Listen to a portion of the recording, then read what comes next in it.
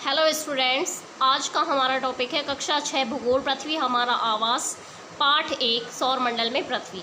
इसकी एनसीईआरटी की रीडिंग तो हम पहले ही कर चुके हैं। आज हम कुछ नोट्स की स्टडी करने वाले हैं। ओके, मैं दुर्गा कौशिक फ्रॉम हरियाणा। आप पूर्ण चंद्रमा को लगभग एक महीने में एक बार देख सकते हैं। पूर्ण चंद्रमा वाली रात ये पूर्णिमा है। पूर्णिमा किसे कहते हैं? पूर्णिमा वो है जब एक महीने में एक बार चंद्रमा पूरा दिखाई देता है, उसे पूर्णिमा कहते हैं। अमावस्या 15 दिन के बाद आप पूर्णिमा को नहीं देख सकते हैं। नए चंद्रमा वाली रात्रि या अमावस्या है। 15 दिन के बाद जो हमें चंद्रमा बिल्कुल दिखाई नहीं देता, वो क्या है? अमावस्या है। सूर्य के अत्यधिक तेज प्रकाश के कारण रात के समय चमकने वाली वस्तुएं हम दिन में नहीं देख सकते हैं। रात में चमकने वाली वस्तुएं हम दिन में क्यों नहीं देख सकते? क्योंकि सूर्य का प्रकाश बहुत तेज होता है। खगोलीय पिंड सूर्य, चंद्रमा तथा वे सभी वस्तुएं जो रात के समय आसमान में चमकती हैं खगोलीय पिंड कहलाती हैं। जो भी वस्तुएं हमें आसमान में दिखाई देती हैं वो क्या है? खगोलीय पिंड है। कुछ खगोलीय पिंड बड़े आकार के तथा गर्म होते हैं। खगोलीय पिंडों के पास अपना प्रकाश और ऊष्मा होता है जो वो भारी मात्रा में उत्सर्जित करते हैं। खगोलीय पिंडों को तारा भी कहा जाता है। सूर्य भी एक तारा है। रात के समय चमकते हुए अनगिनत तारे सूर्य के ही समान हैं, लेकिन वो हमसे बहुत दूर हैं, जिसके कारण हम उनकी प्रकाश और ऊष्मा को महसूस नहीं कर सकते। उन तारों के अकॉर्डिंग जो हमें सूर्य जो तारा है वो हमारे काफ़ी नज़दीक है, जिसके कारण हम उसकी प्रकाश और ऊष्मा को महसूस कर सकते हैं। नक्षत्र मंडल रात्रि के समय आसमान की ओर जब हम देखते हैं तो हमें बहुत सारी आकृतियां दिखाई देती हैं। वो बनती हुई आकृतियां क्या है? नक्षत्र मंडल है। अर्सा मेजर और बिग बियर इसी प्रकार के नक्षत्र मंडल है। बहुत आसानी से पहचान में आने वाला नक्षत्र मंडल सप्तऋषि नक्षत्र मंडल है। सप्तऋषि का मीनिंग है सप्त, सात, ऋषि, संत। इस तरीके से क्या है? 7 तारे हैं। 1 2 3 4 5 6 7। ये कुछ इस तरीके का इटैलिक हल्का सा एस बनाते हैं। सप्तऋषि नक्षत्र मंडल। ध्रुव तारा उत्तर दिशा को बताता है। ये हमेशा उत्तर में ही होता है। इसे सप्तऋषि की सहायता से आसानी से पहचाना जा सकता है। ठीक है, देखते हैं ये क्या है। ये सप्तऋषि। सप्तऋषि के लास्ट के 2 तारों से यदि हम देखें, एक काल्पनिक रेखा बनाए तो ये क्या कहाँ पे चला जाता है? ध्रुव तारा पे। ठीक है, सप्तऋषि के लास्ट के 2 तारों को क्या कहा जाता है? सांकेतिक तारे। ग्रह। कुछ खगोलीय पिंड के पास अपना प्रकाश तथा ऊष्मा नहीं होती और वो ऐसे पिंड ग्रह कहलाते हैं। ग्रह को इंग्लिश में प्लेनेट बोलते हैं। प्लेनेट कहाँ से लिया गया है? ग्रीक भाषा के प्लेनेटाई शब्द से बना है। प्लेनेट क्या है? प्लेनेट को परिभ्रमक भी कहते हैं। परिभ्रमक का अर्थ क्या है? चारों ओर घूमने वाले। पृथ्वी भी एक ग्रह है। यह अपना संपूर्ण प्रकाश व ऊष्मा सूर्य से प्राप्त करती है, जो पृथ्वी के नज़दीक का तारा है। ओके स्टूडेंट्स, पृथ्वी का सबसे नज़दीक का तारा कौन सा है? सूर्य। और ये अपना ऊष्मा और प्रकाश उसी से लेती है। नेक्स्ट टॉपिक है हमारा उल्का।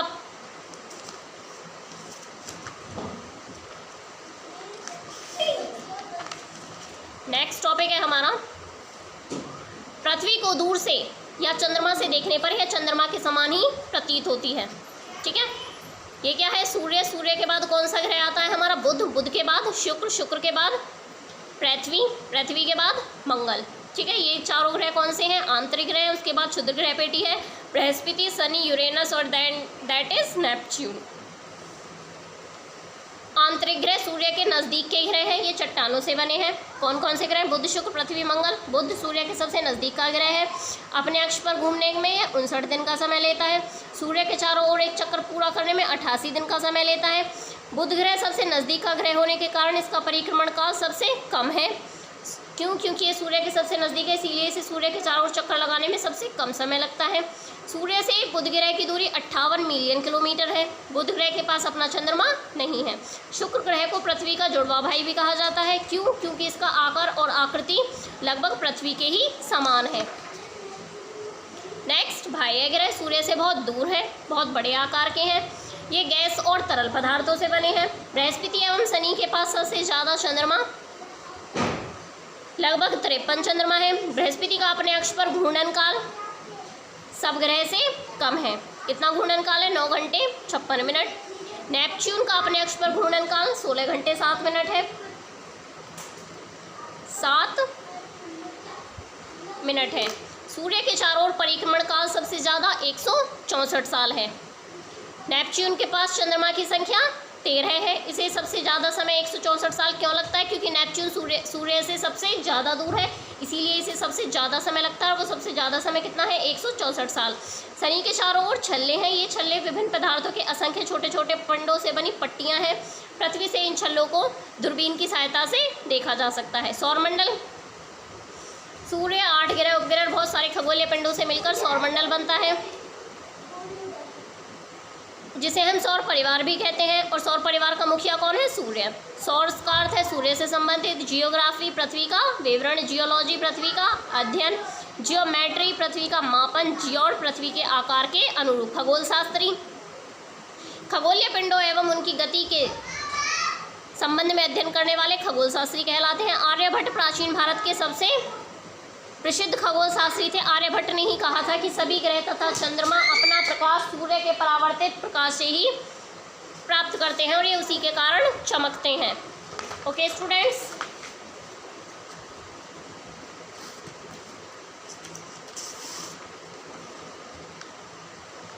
उसके बाद है सूर्य।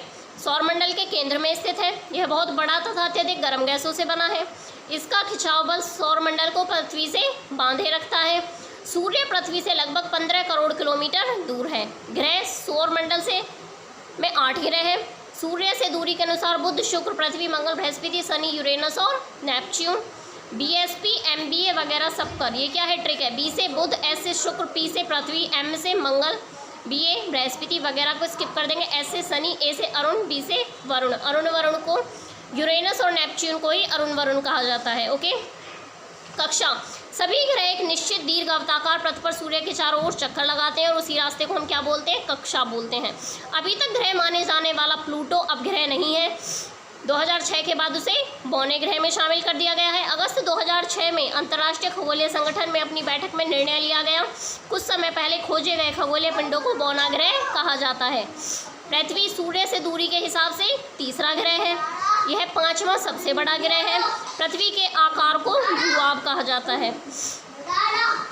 पृथ्वी सौरमंडल का सबसे अद्भुत ग्रह है। इसे अद्भुत ग्रह क्यों कहा जाता है? क्योंकि इसे जीवन जीने के लिए सारी चीज़ें यहाँ पर्याप्त मात्रा में मौजूद हैं, जैसे ऑक्सीजन, मिट्टी, वायु। अंतरिक्ष से देखने पर पृथ्वी नीली दिखाई पड़ती है। क्यों? क्योंकि इसके 2/3 भाग पर जल है और जल का रंग नीला होने के कारण यह हमें नीली दिखाई देती है, इसीलिए इसे नीला ग्रह भी कहा जाता है। चंद्रमा, यह पृथ्वी का एकमात्र उपग्रह है। उपग्रह क्या होते हैं? जो ग्रहों के चारों ओर चक्कर लगाते हैं।